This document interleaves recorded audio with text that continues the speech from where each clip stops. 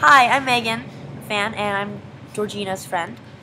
I'm here to help her interview me. So she's interviewing me today. I am from Bellevue, Washington, and I was born in Spokane. And I'm 20 years old, and I go to Bellevue College, and I have Tourette syndrome. So we're gonna talk about that today. Okay.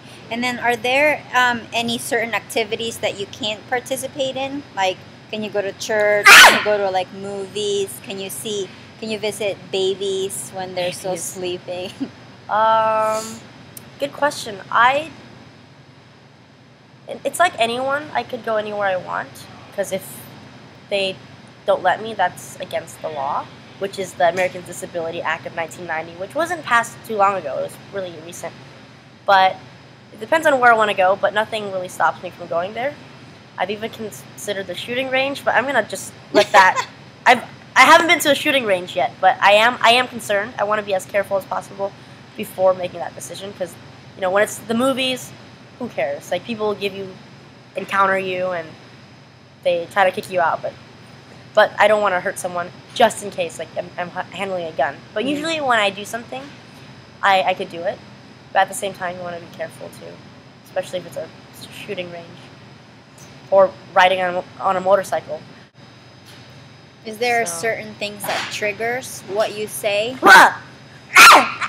That triggers what I say. Yeah, if I think about it enough, I say it. Or if I know I shouldn't say it, if I know I shouldn't say it, then I want to say even more. Like one time I worked here and I kept saying the F word. And the more that Bill Pace is the boss, right, who works here in the past. He still works here. I used to work here in the past. I would say the F word, and he'd say, "Stop saying that." And I'm like, "Oh, you should say the opposite, so I won't say it," because I end up saying it even more, knowing that I can't say it. I can't say it. It just makes me want to say it more. And also, stress increases. Ticks. Yeah. I think that's it.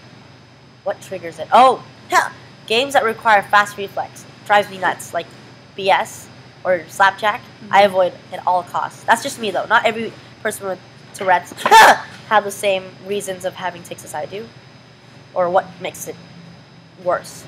Yeah. What about those people who react to your tics? So sometimes they don't know what Tourette's is, so you get a tic, and then they look like. How much patience do you have with people? I think that I have a lot of patience with people because I've been to conferences a lot of conferences, and I go out a lot. So when people give me stares, I can't tell every single person that I walk by or meet. So I kind of choose my battles. So if I feel like I wish I could educate every single person, but it's not realistic for me to do so, and it's really annoying actually.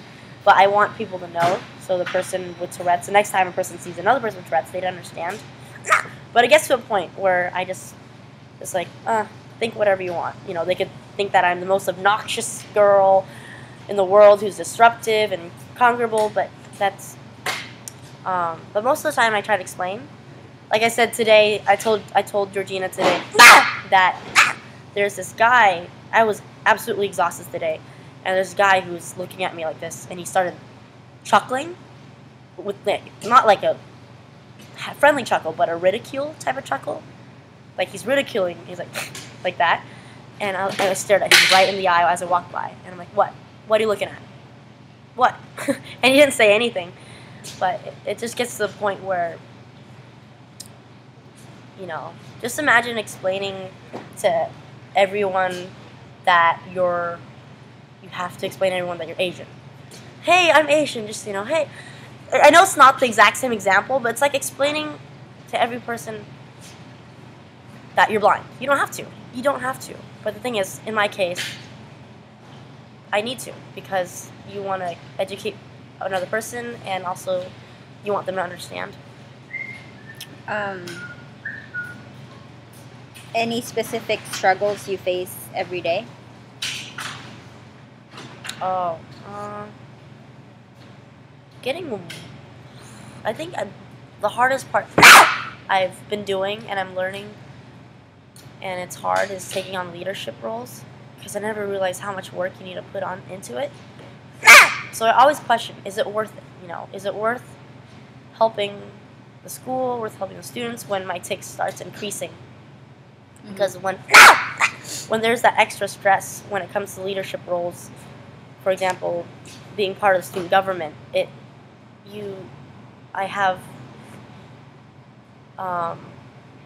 sometimes I feel like by doing leadership roles, I have more ticks. But at the same time, I don't want to do nothing at all, because that's the last thing you want to do, is just to be a potato couch. But to be out there, and yes, leadership roles, because with my Tourette's, when I have more ticks, I get more stressed, and vice versa. And when I'm more stressed, I have more ticks, so it's like an ongoing cycle. So it takes longer for me to finish things. And it takes it takes more effort than a regular person would who doesn't have Tourette's, because you constantly need to pick up where you left off after having a big tick, and you're like exhausted, and you're just trying to keep up, and you have another tick, but you have to find that point where you have to find peace within yourself to not have any ticks, and it's ongoing. It's like your brain is going a million miles per hour, and just trying to find that balance between your health, your work, and your school without giving up. You can give up in school, or you can give up in work, or just give up on yourself because you think, oh, I'm going to have Tourette's forever. But that's the hard part, is taking on leadership roles, and I started doing that for the past 3 years. And so that's the scary, hard part, but I don't think I'll give up on trying to take on that leadership roles, whether that's being a student who has innovation and come up with ideas to help other students, or advocating for other people with disabilities. So yeah. And what about when you first had him, like when you were little? So did you, of course you weren't screaming when you were just a baby. So when did I diagnose Tourette's, and how did it progress since then? Oh, okay. Good. I started having eye blinking.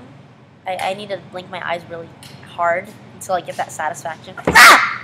In fact, until I get that ring in the ear. You know how sometimes when you yawn, you have that sound in your ear? Same thing. I have to do that really hard. I didn't know why. I was like, I can't stop. And my mom noticed. She didn't understand at first. She's like, stop doing that. It's ugly. Stop doing that. I'm like, what? I can't help it. She's like, no, just stop doing that.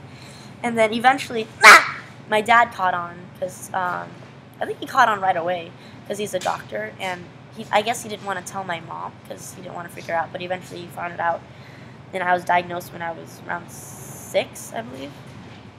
And slowly my Tourette started becoming worse. It got more severe. It got really severe.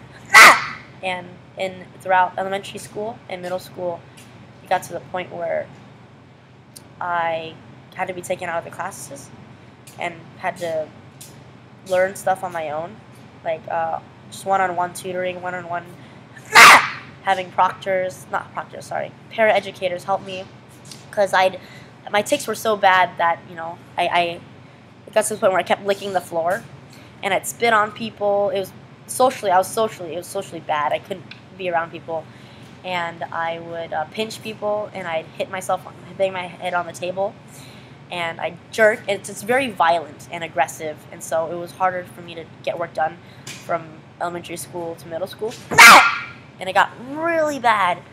So it was bad. I was isolated. Not a lot of people wanted to spend time with me. I didn't want to spend time with people because my self-esteem was low.